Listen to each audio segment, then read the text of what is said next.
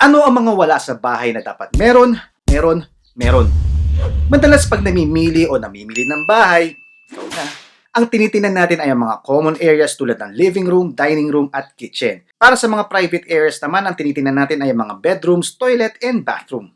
Pero ang hindi natin na-check ay ang ibang kwarto o spaces na kailangan natin sa bahay. Being an architect or being a human for so many years, mga 20 years above, I realized that these areas are such a big necessity na kakailanganin talaga sa isang bahay. Ano ba ang mga ito?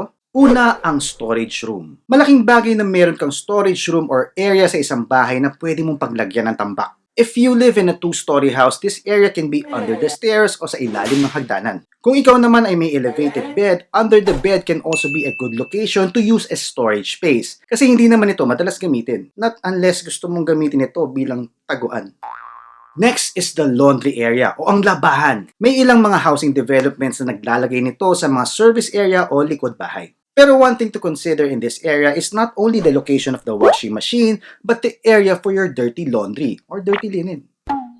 Kailangan nyo din kasing i-consider ang mga lugar na paglalagyan ng maruruming labahin kasi hindi naman ito kaaya-ayang nakabulatlat sa bahay. Next is the guest room.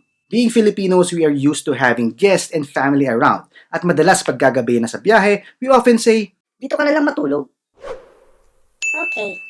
if your house or space is not big enough to have an extra room, having a makeshift bed is a good option for guests to stay in. It can be a sofa or better yet, a sofa bed. Ito ang mga areas or rooms na madalas wala sa mga pre-built houses o ang mga bahay na gawa na o constructed na. So whenever you're browsing to buy a house, you better have this checked.